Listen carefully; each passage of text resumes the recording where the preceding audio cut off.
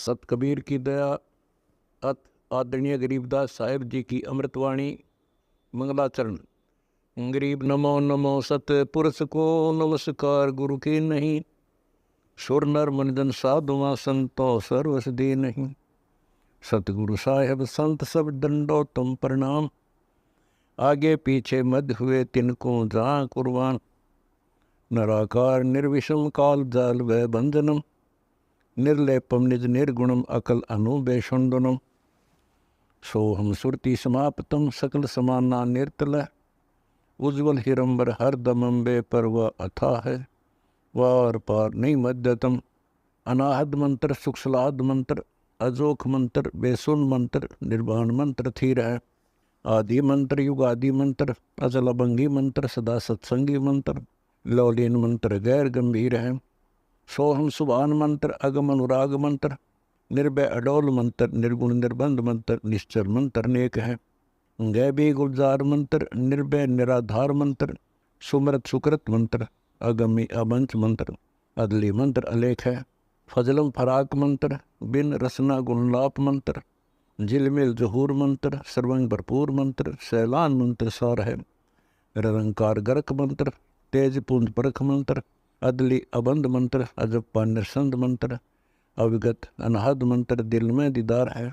वाणी विनोद मंत्र, आनंद असोद मंत्र, कुर्सी करार मंत्र, अनबय उचार मंत्र, उज्ज्वल मंत्र अलेख है। साहिब सतराम मंत्र, साईं निकाम मंत्र, पारक प्रकाश मंत्र, हीरंबर उल्लास मंत्र, मौले मलार मंत्र, पलक बीच खलक है। कौन ब्रह्मा का पिता है, कौन विष्णु की माँ, शंकर का दादा कौन है, हमको कूदे बता। यह जानने के लिए कृपया सुनिए जगत गुरु तत्वदर्शी संत रामपाल जी महाराज के। मैं पाप का भागी नहीं बनूंगा।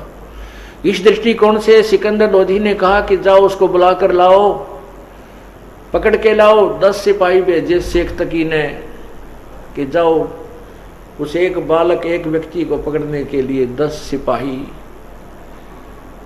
गए और साथ में उनके माता पिता को भी पकड़ ले। अब सिकंदर लोधी ने कहा कि तू अपने आप को अल्लाह कहता है, खुदा कहता है, अपने आप को नबी मानता है, अवतार मानता है, तो हमारे हजरत मोहम्मद नबी ने एक गाय को मारकर जीवित किया था। हजरत मोहम्मद जी ने एक गाय को शब्द यानी वचन से मारा था और वचन से ही जीवित कर दिया था। इतनी उनमें शक्ति थी। गरीबदास साहिब जी ने लिखा है कि मारी गौ शब्द के तीरम, ऐसे होते मोहम्मद पीरम, और शब्द फेर जवाई, गोसत नहीं खाया, हंसा राख्या गोसत नहीं खाया भाई। ऐसे पीर मोहम्मद भाई कि तुम नकल तो करते हो हजरत मोहम्मद जी की। गरीबदास साहिब ने कबीर परमेश्वर की महिमा से परिचित होने के बाद बताया, उनके ज्ञान को सुनकर, कि मारी गौ शब्द के तीरम, सब वचन रूपी तीर से, वचन से गाय को मारा था हजरत मोहम्मद जी ने, और शब्द फेर जवाई, वह शब्द से जीवित की थी। और उस महापुरुष ने उसका मांस नहीं खाया, वो गाय को जीवित कर दिया था, उसका जीवन रक्षा की थी। और तुम गाय को मारते हो और खाते हो, उसको कलमा पढ़कर पवित्र मानकर मांस खाते हो। ये तुम्हारी अपनी दंत कथा है। तो इस दृष्टिकोण से सिकंदर लोधी ने कहा कि हमारे हजरत मोहम्मद नबी थे, उन्होंने गाय को जीवित कर दिया था मार के शब्द से, तो आप जीवित करके दिखाओ, तब मैं तेरी प्रभुता को मानूंगा। ज्ञापन को वो गाय जो थी गर्भवती थी और 8वां 7वां महीना लगा हुआ था, उसको अभी ब्याने में थोड़ा सा समय था, वह गाय काट दी पेट के बल से, बीच में तलवार मार कर 4 टुकड़े हो गए माँ बेटे के, बच्चा था गर्भ में। तब परमात्मा ने कहा कि कबीर परमेश्वर ने कहा कि परमात्मा की पहचान करने के लिए केवल इतनी ही परीक्षा काफी नहीं है जो तुम सोच रहे हो कि गाय को जीवित कर देने मात्र से प्रभु मान लिया जाता है। तो फिर उन परमात्मा ने वो दोनों माँ व बेटिया गए, एक एक थपकी दी, नौकर के चुटकी देकर 1 मिनट में वो जीवित कर दिए और गाय के नीचे वो बच्चे को लगा करके और दूध की बाल्टी भर दी। तब कहा था गौ अपनी अम्मा है, इस पर छुरी मत बहा, कह कबीर इसके घी दूध को ये सब ही आत्म खा। जिस ममड़ी का, जिस माता का दूध पीवत हो और मक्खन दूध मक्खन घृत बहु खाई और उसको फिर तुम कत्ल कर तो लेकर कर्द कसाई।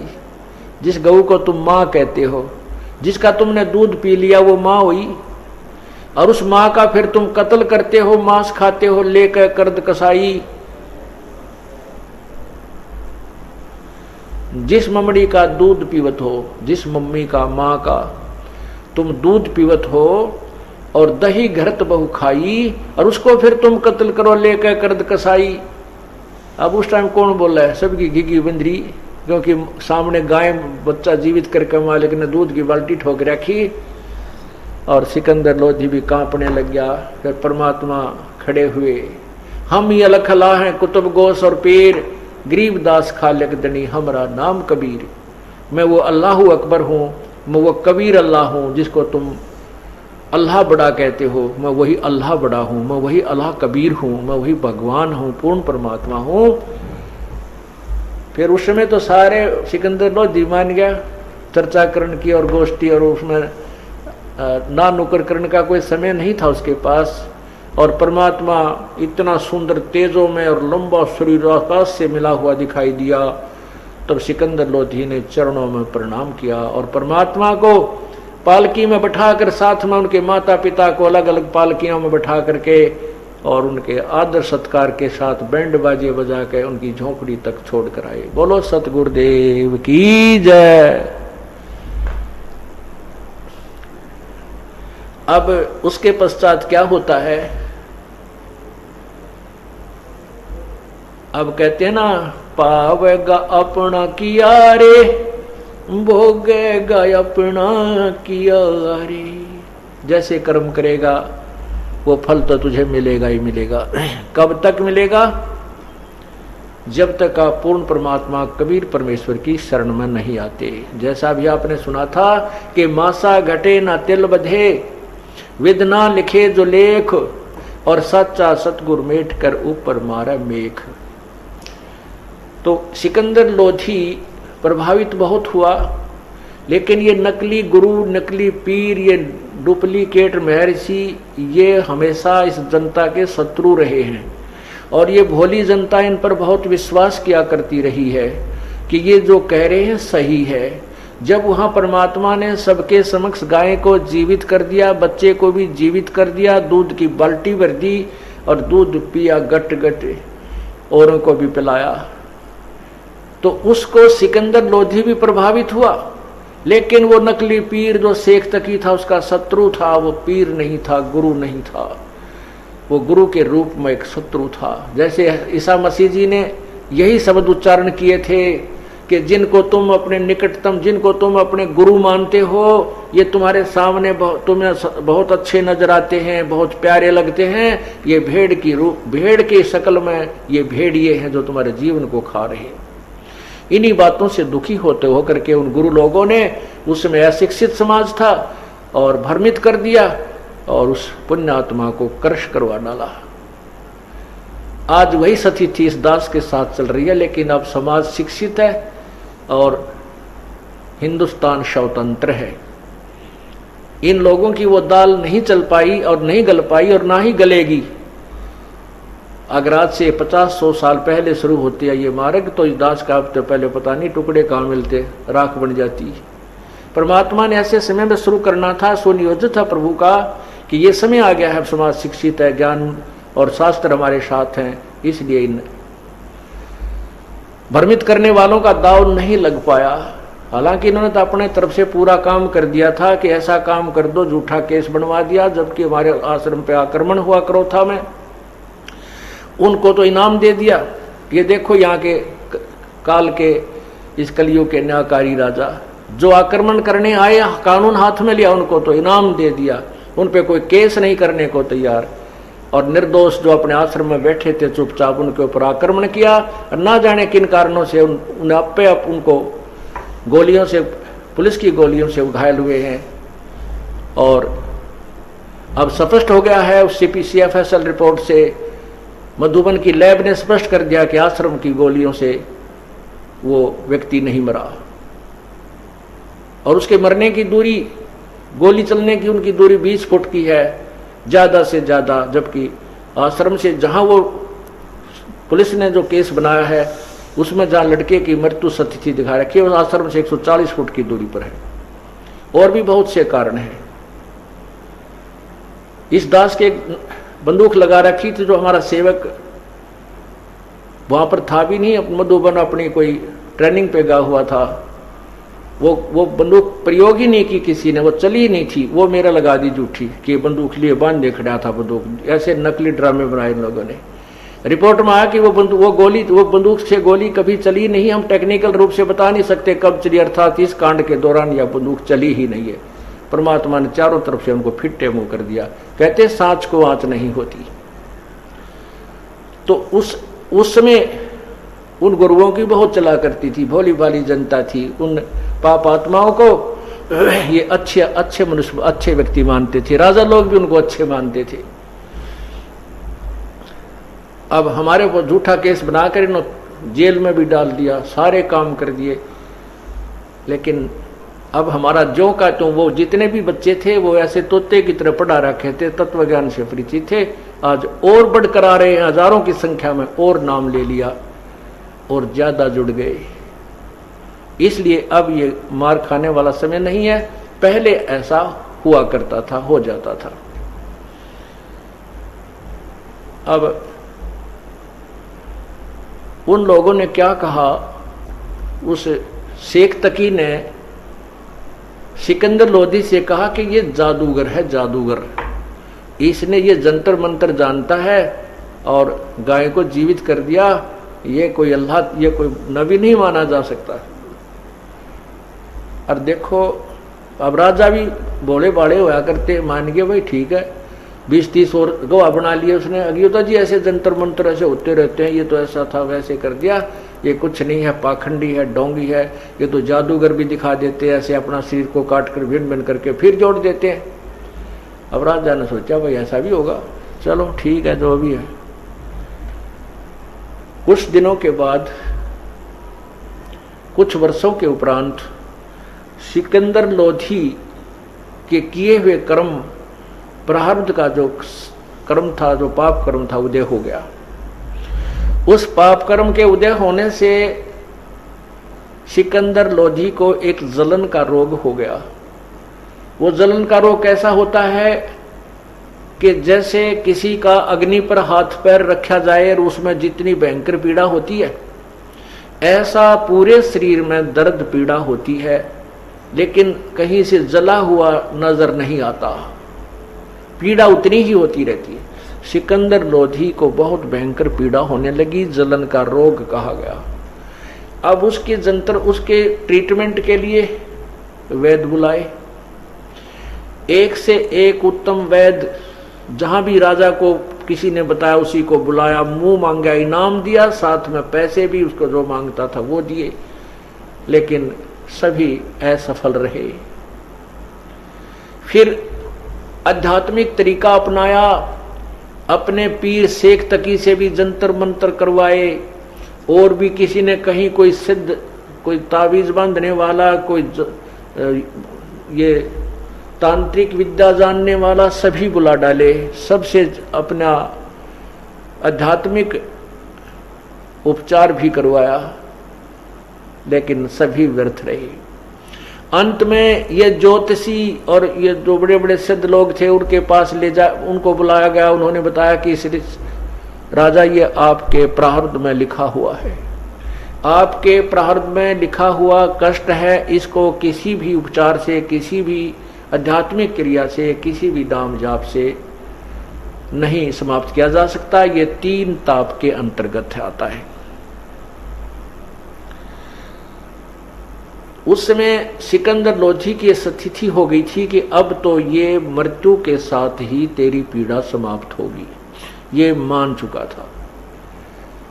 एक दिन परमात्मा की प्रेरणा हुई, किसी व्यक्ति ने जाकर के एक राज दरबारी को बताया, एक अधिकारी को ये बात बताई कि ऐसे ऐसे बनारस के अंदर एक बहुत बड़े महात्मा है, उनका कबीर नाम है, और वो ऐसे महान आत्मा हैं कि वो जो चाहें सो कर सकते हैं।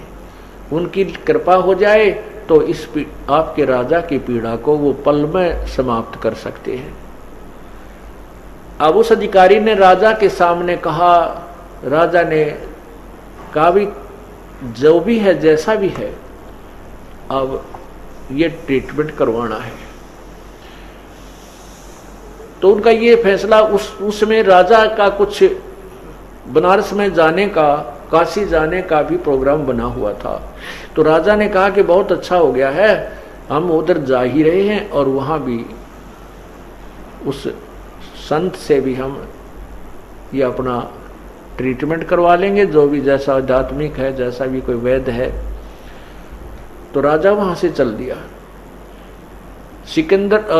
वीर सिंह बघेल, वहां के जो नरेश थे, काशी नरेश को संदेशा भिजवा दिया गया कि राजा आ रहे हैं, सम्राट आ रहे हैं दिल्ली के। जैसे आजकल मंत्रीगण, मुख्यमंत्री जी आते हैं किसी शहर में, तो वहां का रेस्ट हाउस बुक करा दिया जाता है। रेस्ट हाउस, राज दरबार, राजभवन बोलते हैं इसको। तो उस राजभवन रेस्ट हाउस में वीर सिंह बघेल राजा ने पूरी व्यवस्था सम्राट के लिए कर दी, ठहरने की, खाने पीने की व्यवस्था बनवा दी।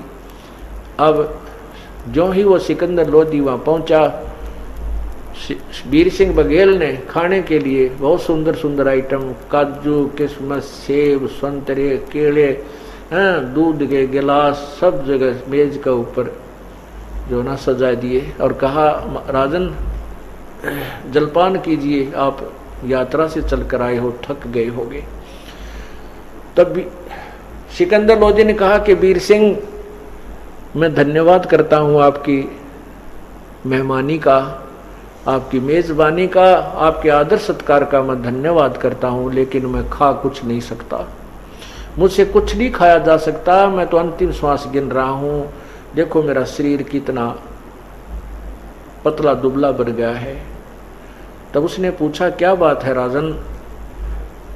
बादशाह ने बताया कि मेरे एक बहुत भयंकर पीड़ा है और इसका कहीं पर भी कोई ट्रीटमेंट नहीं हो पा रहा, ना कोई आध्यात्मिक, ना कोई वैदिक तरीके से कोई भी नहीं कर पा रहे हैं, आयुर्वेद से भी नहीं हो रहा है, किसी प्रकार से नहीं। तो सिकंदर लोधी ने कहा कि वीर सिंह, आप जानते होंगे यहाँ कोई कबीर नाम का संत रहता है। अब राजा की इतनी बुद्धि कमजोर होती है, उसको तो जब वो मिले थे उनको, उस समय वो बात भी याद ना रही, कोई गाय जीवित करी थी, कौन था, इतना समय नहीं, वो घबरा गया, उनको फटाफट वहां से भेज दिया आदर सत्कार के साथ कि तो सिद्ध पुरुष है, कहीं तुझे गड़बड़ ना कर दे, शराब स्वरूप ना दे दे।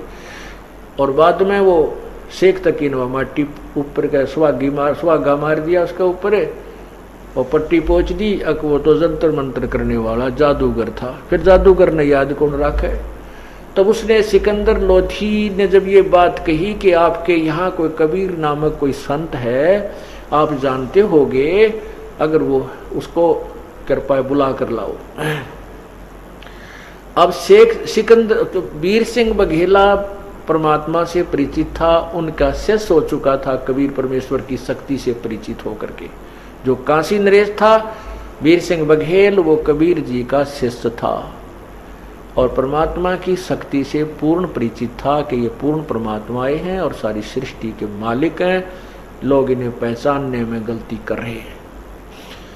तो शेख सिकंदर लोधी ने जब ये कहा कि कोई कबीर नाम का यहाँ संत बताया है, उसको भी दिखा लेते हैं, वीर सिंह की आंखों में पानी भराया और कहा कि राजन, अब आप ठीक ठिकाने आ गए हो, अब आपका रोग नहीं रहेगा।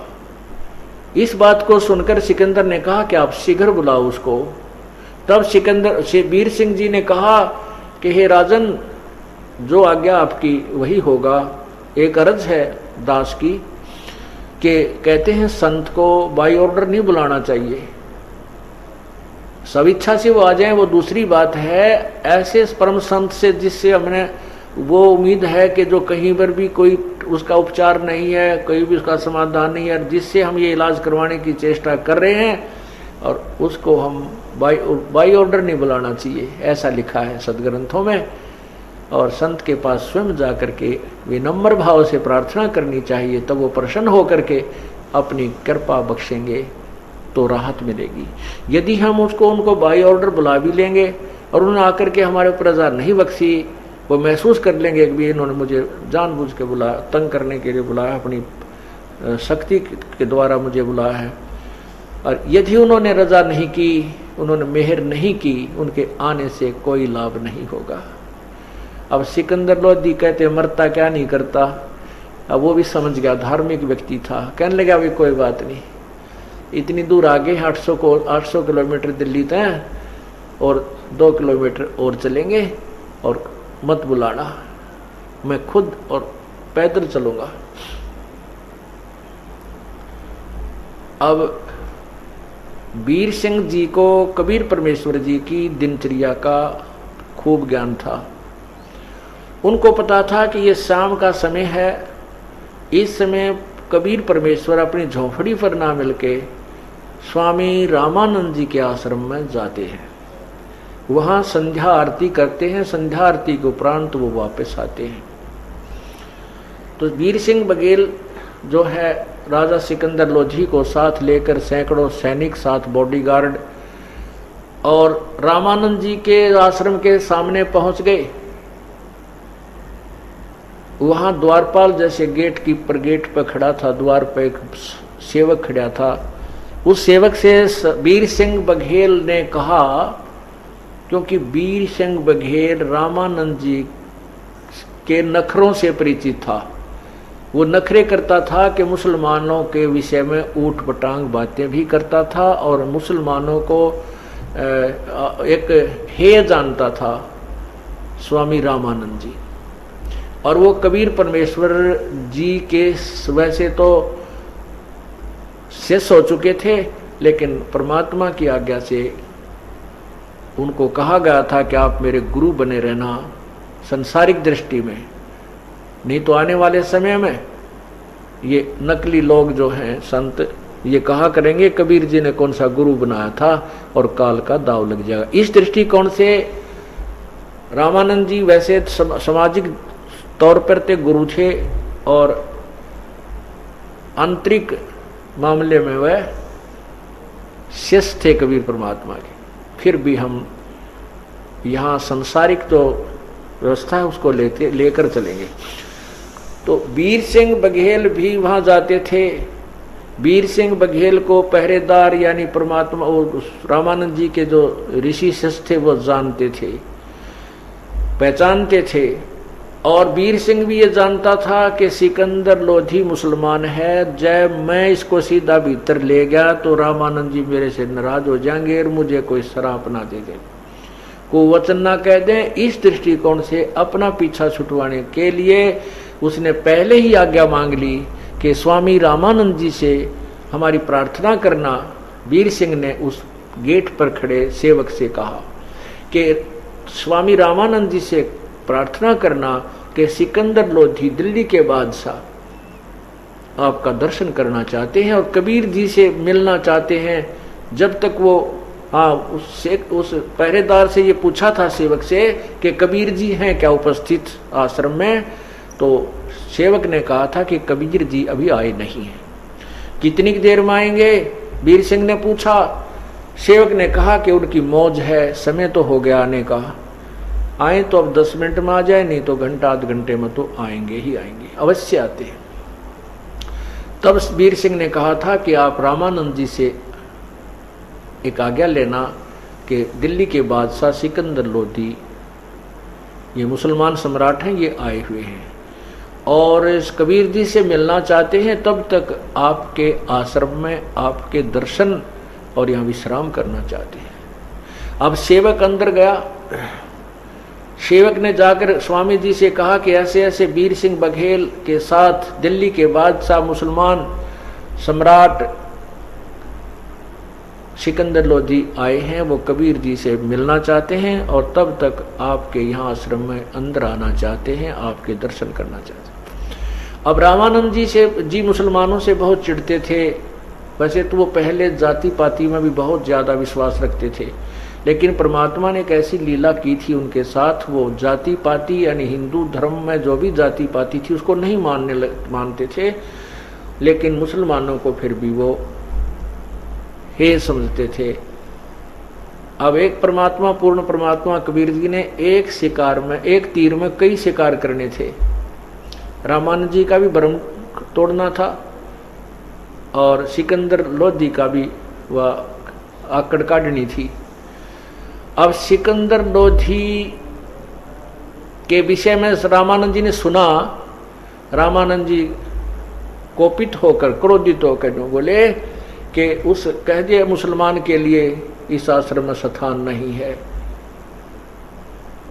और बाहर इंतजार करे। इस आवाज को, जो कड़ाके की आवाज रामानंद जी ने कई बार सिकंदर लोधी भी सुन रहा था, कहीं साथ में ही उनका आसन था। कहते उनको उनके लिए कोई स्थान नहीं है इस आश्रम, मुसलमानों के लिए बाहर इंतजार करे। ऐसे ऐसे एक दो अपशब्द भी बोले। अब सेवक ने आकर कहा कि स्वामी जी ने मना कर दिया और कहा कि मुसलमानों के लिए इस आश्रम में कोई स्थान नहीं है, चाहे राजा हो चाहे महाराजा हो। अब सिकंदर लोधी पहले तो दुखी था, अपने दुख तय, और बीमार आदमी में चिड़चिड़ापन ज्यादा होता है तो और गुस्सा उसका तो 100 पर पारा गया। एकदम क्रोधित हो गया और तलवार निकाल ली अपने कमान तय, उसने म्यान तय, और मन में ये विचार किया एक महाराजा को, एक दिल्ली के सम्राट को ये ऐसा व्यवहार करता है इसके सम्राट के साथ, तो आम मुसलमानों के साथ इसका क्या व्यवहार रहता होगा। ऐसे पाप आत्मा को खत्म कर देना चाहिए। राजा ने कौन कलम पकड़ा, उसकी कौन हाथ पकड़े, निकाल कर तलवार चल पड़े आगे। वो तो मर्यादा थी, शेष ने हाथ जोड़े, वही नहीं जाना है, और उसको ऐसे फेंक दिया। शेष एक तरफ पड़ गया जाके। अब वहां कौन से तो वाले खड़े थे, राजा का मुकाबला कर ले। राजा पहुंच गया और वो रामानंद जी अपने आसन पर बैठे थे। ऐसे जाते ही उन्होंने गर्दन काट दी तलवार से स्वामी रामानंद जी की। धड़ कहीं गिरा और शीश कहीं पड़ा और रक्त बहकर चल पड़ा। उसके ऊपर कपड़ा डाल दिया गया, शव पर अलग और गर्दन पर अलग, और सभी के सभी सेवक थे वो बेचारे तितर बितर हो गए, छुप गए, डर गए, इधर उधर कांप रहे हैं, कहीं हमारा भी नंबर ना आ जाए। अब सिकंदर लोधी ने जब ये पाप कर लिया, फिर आंख खुल गई। अब वो धार्मिकता जो उसके अंदर थी वह बाहर उभरी और मन में विचार उठने लगे कि संत के मारने का बहुत पाप होता है। आया था पाप नष्ट करवाने के लिए, पाप और भयंकर कमाल करा जो ना इकट्ठा कर लिया। अब अपने आप बड़बड़ाता हुआ कहने लगा, चल वीर सिंह, मैं बहुत दुर्भागी प्राणी हूं, आया था आशीर्वाद लेने के लिए, कष्ट निवारण करवाने के लिए। अब मैंने कबीर जी के गुरुजी का मर्डर कर दिया, अब वो मुझे साप देगा, आशीर्वाद नहीं देगा। भाई निकल चल यहां से, मेरे भाग्य में नहीं है यहाँ कोई सुख प्राप्त करना, मुझे तो ऐसे भुगत कर ही मरना होगा। देख वीर सिंह, मैं चाहता हूं पुण्य करने, मेरे से होते हैं पाप, ऐसे ऐसे दुर्भाग्य है मुझ पापी का। अब विचार तो अच्छे आने लगे, लेकिन वो काम तो बिगाड़ लिया उसने। अब क्या होता, जो ही वो आश्रम से बाहर निकले, वो परम पिता परमात्मा, वो जुलाहा दिन में अपना काम कर, शाम ने फिर आरती में हाजिरी लगाने जाता था अपने गुरुदेव की, वो आ रहे हैं। अब वीर सिंह जी ने दूर से ही देखते ही कि वो आ गए हैं गुरुदेव। अब राजा की पोशाक में था, सिर पे मुकुट था और जूते उतार रखे थे क्योंकि आश्रम में प्रवेश किया था। उस मुकुट समेत आओ देखा ना ताव देखा, जमीन के ऊपर लेटकर वीरदेव सिंह बघेल ने प्रणाम किया, दंडोत प्रणाम किया कबीर परमेश्वर को। अब उधर से राजा भी बहुत डरा हुआ था, बहुत घबराया हुआ था कि मैंने ऐसा पाप कर दिया और ये बड़े सिद्ध पुरुष बताए जाते हैं कबीर जी, और यदि मैं प्रणाम नहीं करूंगा तो मैं और पहले अपराध कर बैठा हूं, प्रणाम करने से ही तेरे पे रहम करेंगे। तो दंडवत प्रणाम सास उस सम्राट ने भी किया।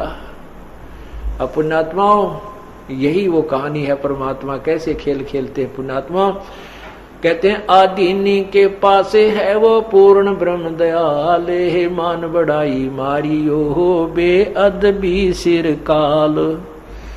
यदि ये सारी लीला ना होती, अगर यदि सिकंदर लोधी ने रामानंद जी की हत्या ना की होती तो वो प्रणाम नहीं करता, दंडवत प्रणाम नहीं करता परमात्मा को, क्योंकि वो राजा था, ना उसने उपदेश ले रखा था। और फिर मुसलमान और हिंदू को हम बहुत ही अंतर मानते थे।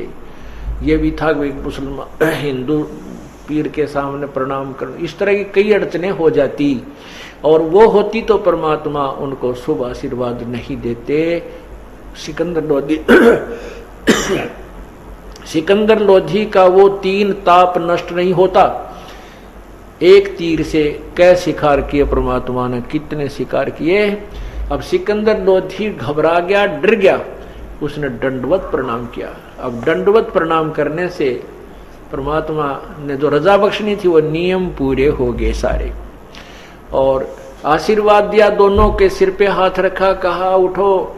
ये 2 नरेश इस कैसे आज दास के पास आना हुआ, 2 नरेश राजाओं का।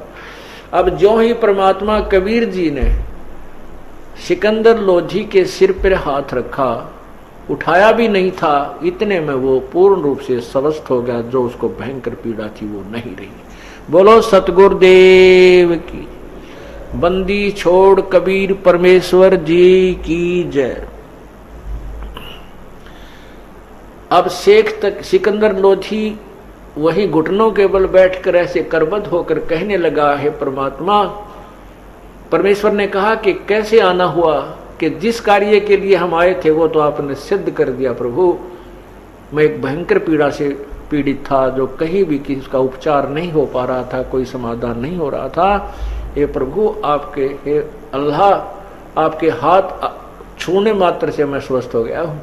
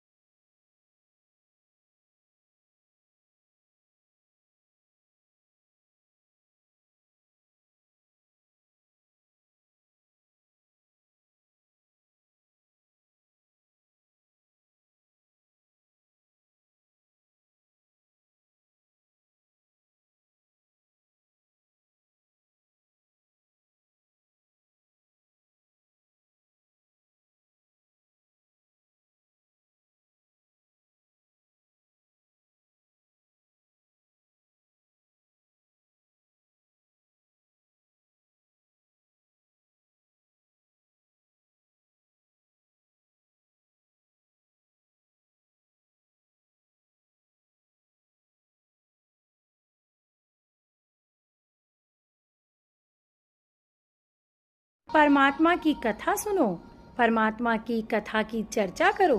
इसके अतिरिक्त जो भी बातें करते हो, सुनते हो, वह सब व्यर्थ है। ऐसे ही आध्यात्मिक वीडियो देखने के लिए हमारे चैनल विश्व विजेता संत रामपाल जी महाराज को